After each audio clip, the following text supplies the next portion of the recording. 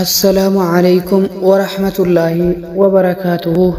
الشماء هركفني كبجمتوتا في جالتمتوتا إلمان أورومو كاكالي دي الدنيا رتي أرقمتان كبجا في جال اللكية أكما سنجرتانيتي إسن براها كاكبو إسنين جيشا غارس ولتي دي بنجرا ولي قلتي ورانا رابو ميدمتوتا في حق أفدو كبجدا أمنستي انترناشنال كسمس أوريفانو براتين إثيوبيان ولي قلتي وكاس رابو قوتمتي نفدت جدان ميتشي ministra Abiy Ahmad kanaafi akkasumas dhumarratti immoo deeffannoo waraanni bilisummaa Oromoo magaalota hedduu dhuunfataa jiraachuu gabaasni achirraa baddaa jiran ni addeessu.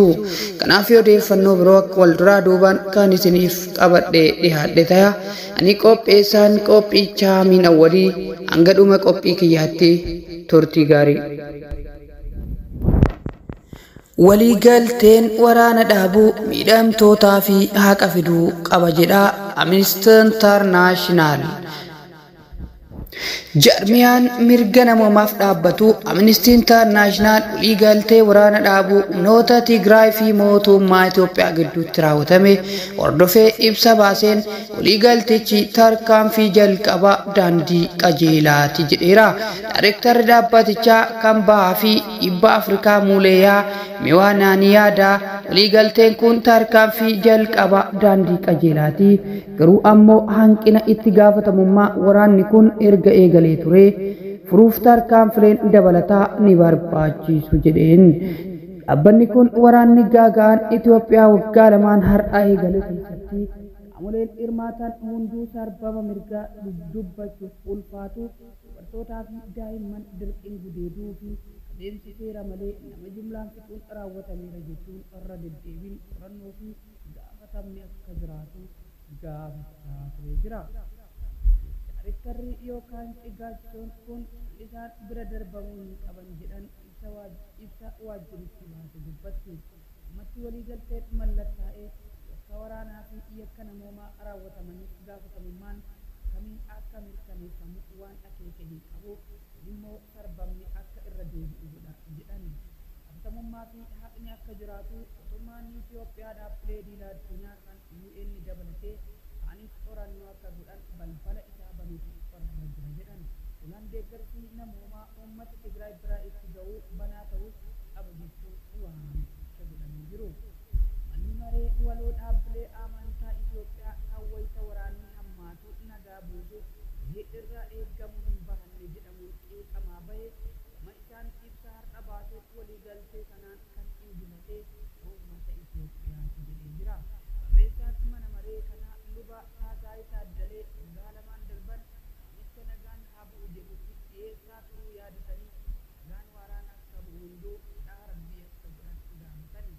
Waliigaltee kana keessatti kan moo'ee fi kan moo'ame hin jiru, kan moo'ate garuu lammiilee Itoophiyaati jedhan. Hariiroon hawaasaa akka jabaatuuf uummanni ga'eesaa akka bahu waamicha gochuun isaanii miidiyaalee biyya keessaa gabaasanii jiru. Itoophiyaan waliigaltee dhukaasa dhaabuu guutumatti ni fudhatti jedhan muummichi ministeera Abiy Ahmad. Ministeerri muummee Itoophiyaa Abiy Ahmad naannoo kibbaa iddoo daawwataa jiran Arbaa Mincirraa haala qabatama biyyattii yeroo ammaa irratti ibsa kennanii jiru.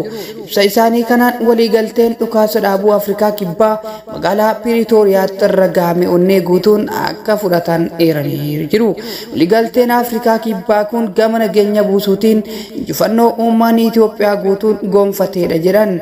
Birmadummaa Itoophiyaa fi bulchiinsi waloo dhimma mariif dhiyaatu akka hin taanee fi biyyi raayyaa waraana tokko qofa qabaachuu qabdi kan jedhu irratti gareen lamaanuu waliigaluu irratti guddoo akka gammadanis ibsanii jiru. Akkasumas filannoo bu'uura seera malee gaggeeffame haqamuun filannoo seera qabeessa ta'een akka buufamu waliigalamu irrattis gammachuu qaban ibsanii jiru. Bakkeewwan gaafiin abbaa qabeenyummaa irratti ka'aa turee fi maddaa wal dhibdeetaan osoo dhiigni hin dhangala'in mariin nagaan sirreessuun akka danda'amu irratti gareen lachuu waliigalus akka injifannootti eeranii jiru.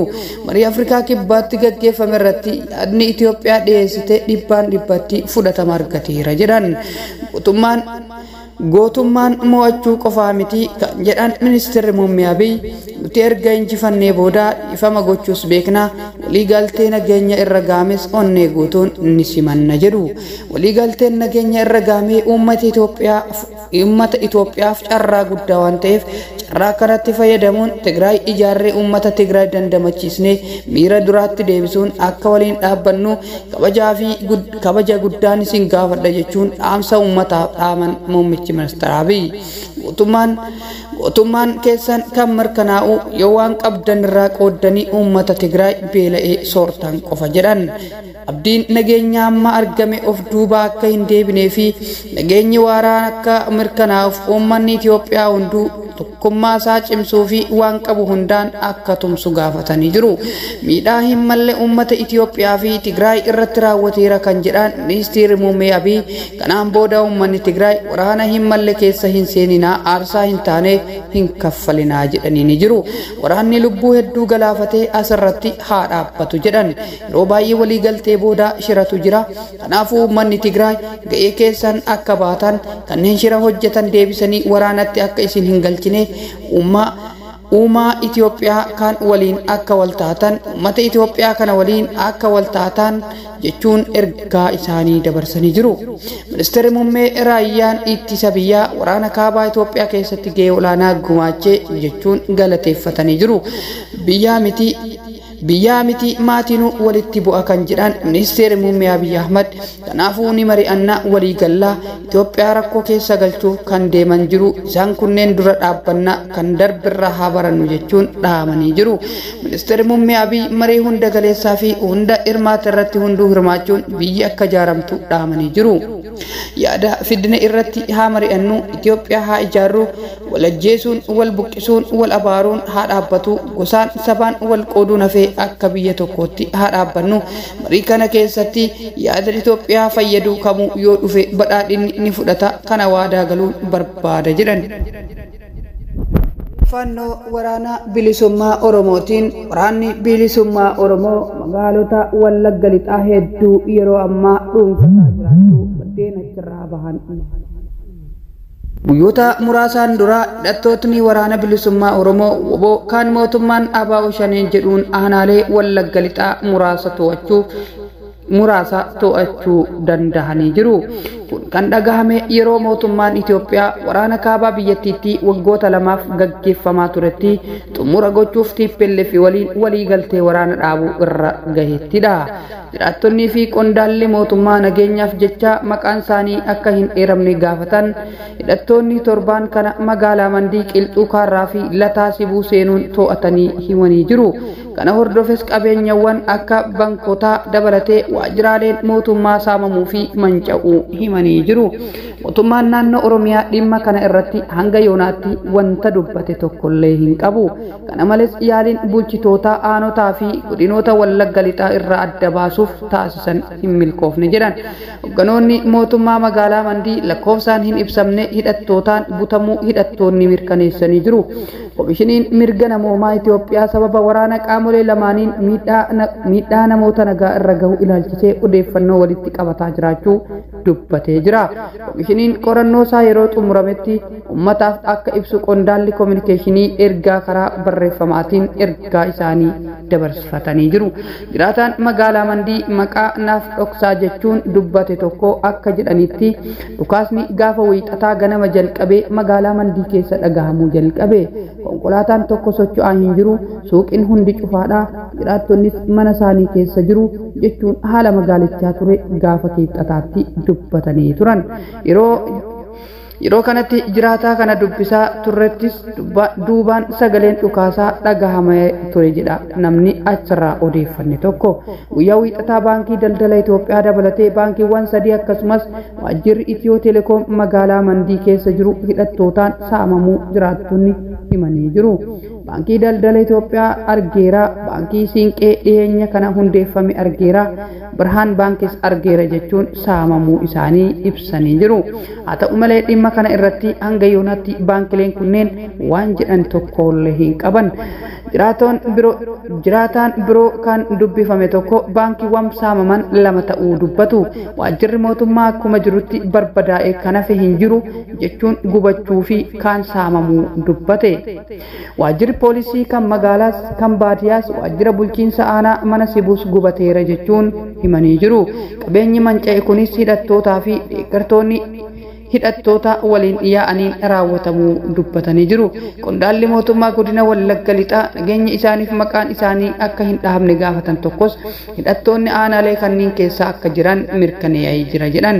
Qondaalli kun akka jedhanitti hidhattoonni guyyaa Kibxataa 31 bara 2022 ganama irraa eegaluun erga humna waraana mootummaa waliin walitti dhukaasanii turaniin booda magaalicha galanii baankilee akka Awaash Baankii Daldala Itoophiyaa fi Baankii Siinqee saamaman jiru.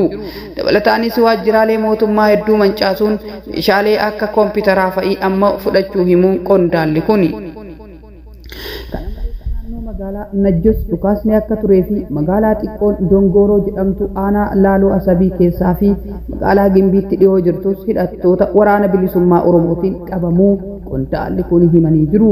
Hidhattoonni kaabinoota irratti xiyyeeffatu jedhamee waan sodaatamuuf hedduu isaanii baqatanii bahanii jiru jedhan qondaalli godina Wallagga Lixaa maqaa isaanii akka hin dhahamne jedhan kuni. Kaabinoota baay'ee gara kaampii waraana mootummaa naannoo magaalichaa jirutti baqatanii turan garuu waraanni bilisummaa Oromoo kaampicha yeroo cabsan loltoonni achi turan baqatanii bahan. Qondaalonni mootummaa achi keessa turan kan hidhattootaan yookaan waraana bilisummaa Oromootiin qabaman kaan ammoo baqatanii bosona keessa turan jedhan. Hidhattoonni namoota to'atan jedhaman kanneenis gara kaampii waraanaa isaanii godinicha keessa jiran hidhattoonni namoota to'atan jedhaman keessa kanneenis gara kaampii waraanaa isaanii godinicha keessa jira jedhamutti fudhatanii deemanii jirani. Dhimma qondaalota mootummaa aanaalee kanneenii hidhattootaan yookaan waraana bilisummaa Oromootiin qabamuu fi saamicha raawwatame jedhame ilaalchisee ammoo yaaliin nageenya naannoo Oromiyaa irraa odeeffannoo qulqulleeffachuuf yaalamus hin danda'amne. Dhimmicha irratti kan gaafataman ajajaan waraana bilisummaa Oromoo Marroo Dirribaa qondaala mootummaa hedduun isaanii kaampii waraanaa keessa buufachuun hojjetaa akka turanii fi humnoota isaaniitiin to'atamuu karaa BBC fi maddeen miidiyaalee garagaraatiif odeeffannoo isaanii kennanii jiru. Namootni to'ataman kunneenis waan mootummaa waliin hojjetaniif to'ataman ammas uummata waliin walitti araarsuun gara maatii isaaniitti ni deebifna jedhan ajajaan waraana bilisummaa Oromoo Marroo Dirribaa. Qondaaltonni kana dura hidhattootaan qabaman garuu achi buuteen isaanii dhabamuu maatiin isaanii jiraattonni himanii turan. Yeroo garagaraatti badiiwwanii fi saamicha qabeenya naannoo Oromiyaa bakkeewwan hidhattoota yookaan waraana bilisummaa Oromoo qabatanitti mudatuuf mootummaan qaamolee dhuma kanneen himata. Tibbanas aanaa mana sibuu magaalaa Mandeettis hidhattoonni akkuma magaalicha galaniin baankileen saamamuu waajjiraaleen mootummaa gubachuu fi manca'uu maddeen achirraa dubbisne ni addeessu. Dubbi himaan waraana bilisummaa Oromoo obbo Odaa Tarbii humni isaanii aanaalee Wallagga Lixaa muraasa to'achaa jiraachuu himanii jiran. Kaayoo waraana gaggeessaa jiranii yoo himan kaampii waraana mootummaa aanaalee kana keessa jiran qabachuudha jedhan. Humna waraana mootummaa naannicha keessa jiru guutumatti diiguudha jedhan. Kaampii waraanaa irratti akka xiyyeeffatan haa himan malee qabeenyi gubachuu fi saamamaa jiraachuu jiraattonni ammoo himanii jiru. Dubbi himaan hidhattootaa garuu badii kana ni waakkatan yookaan ni balaaleffatani. Dhufaatii keenya sodaatanii kaabinee fi humni waraana mootummaa saamanii achii bahan waraanni mootummaa qabeenya uummataa kana isaantu saame jedhan. Waajjiraaleen bulchiinsaa kaampii waraanaa tahanii turaniiru waraana gaggeessine yoo kaambichaa qabannu qabeenyi manca'eera jedhan. Haa ta'u malee namoonni garagaraa kan jedhan ammoo qondaalonni mootummaa ofiyyuu baqatanii akka ba'an himan. Odaa Tarbii yeroo humni isaanii bakka tokko to'achuu jeequmsi yeroo gabaabaaf jiraata namoonni carrichatti fayyadamuun saamicha raawwatan jiraachuu himanii jiru. Waraanni naannoo magaalattii humnoota lameen gidduutti yeroo gaggeeffamu namootni nagaan miidhamanii jiru. Magaalaa to'achuun maaliif barbaachise kan jedhuuf odaan kaayoon opereeshinii keenyaa kana dura magaalaa gallee kaampii waraana haleeluun meeshaa fudhatanii bahuu ture jedhe. Kana amma gaggeessaa jirru garuu caasaa mootummaa diiguun bulchiinsa caasaa haaraa waliin hojjechuudha jechuun dubbatanii jiru. Qondaaltonni mootummaa hidhattootaan yookaan waraana bilisummaa Oromootiin ugguraman ilaalchise qondaalonni mootummaa qorannoodhaaf qabamu malee miidhaan isaan irra gahu tokkollee hin jiru. Gara waraana bilisummaa Oromootiin miidhaa waraana mootummaa kanarraan geennu tokkollee hin qabnu jedhan. Gara maatii isaanitti ni deebisna, mirgi isaanii akka eegamu ni goona jedhan. Ammaaf lakkoofsa namoota to'annoo isaanii jala jiran hin ibsine. Mootummaanis bakkeewwan hidhattoonni kunniin keessa socho'anitti hidhattootaan quba qaburra darbee nageenya uummataa kabachiisaa akka hin jirre jiraattonni dubbise yeroo garagaraatti ni komatu. Dabalataan humni nageenya mootummaa namoota nagaa hidhattoota deeggartu jechuun dararuu fi ajjeesuun yeroo hedduu akka jiru yeroo adda addaatti maatii miidhamtoota irraa odeeffannee jirra. Godinaalee Wallaggaa keessatti waggootan 4 darban keessaa qondaalonni mootummaa hedduun hidhattoota kanneeniin akka ajjeefamaa turan. Qondaalonni godinaalee Wallaggaa keessatti waggootan 4 darban keessaa qondaalonni mootummaa hedduun waraana bilisummaa Oromootiin akka ajjeefamaa turan mootummaan naannoo Oromiyaa himaa ture. Hidhattootni mootummaan ABO shanee jechuun shoror keessatti galmeesse kunneenis duraan irra caalaa lixa Oromiyaa fi kibba keessa akka socho'an himullee amma garuu godinoota naannichaa kaanittis akka babal'ataa jiran waraanni bilisummaa Oromoo godinaalee Oromiyaa hunda keessatti akka babal'ataa jiru himanii jiru. Ji'a darbe keessa naannoo Oromiyaa godinaalee Wallagga Bahaa, Shawaa Lixaa fi Shawaa Bahaa keessatti haleellaa qilleensarraa mootummaan hidhattoota kanneen irratti raawwatuun lubbuun lammiilee nagaa darbuu jiraattonni himuun ni yaadatama. Hidhattoonni waraana bilisummaa Oromoo jedhaman kunneen damee waraana duraanii ABO yoo ta'an erga paarticha qabsoo karaa nagaan gaggeessuuf gara biyyatti galee booda maqaa isaanii ABO WBOtti jijjiiruun bosonatti hafuun mootummaa Itoophiyaa waliin wal waraanaa jiraachuun yeroo baay'ee ibsamee jira. Egaa kabajamtootaa fi jaalatamtootaa qophiin ammaaf qopheeffadhe kana fakkaataa. Hanga qophii birootiin walitti deebinutti nagaatti kan isiniin jedhu ani qopheessee kan isinii dhiyeessee Amiin Awwalii. Hanga qophii birootiin walitti deebinutti turtii gaarii. Onkeessa sadaasa tokko 2022 keessatti kan argamnu yeroo ammaa kana kan jirru mooraa yookiin kaambii diinaa kan makalaakiyaa yookiis immoo kan mootummaa kan ture Qilxuu Kaarraa kan jedhamtu godina Wallagga Lixaatti kan argamtu keessa kaleessaaf har'aa yookiis immoo guyyaa gaafa 29 fi gaafa tokko akkuma lolameen qabee kana konkolaataa Tiyootaa kanneen argaman kana qabeenya isaanii kana hundumaa irraa dhuunfachuudhaan diina kana ganamaan lola guyyaa lamaatiin booda haala kanaan injifannoon galmaa'ee jira jechuudha. Uummatni Oromoo bakka jirtan hundumaatti baga gammaddan. Injifannoon waraana bilisummaa Oromoo akkuma itti fufeetti jira. Kanaaf haala kanaan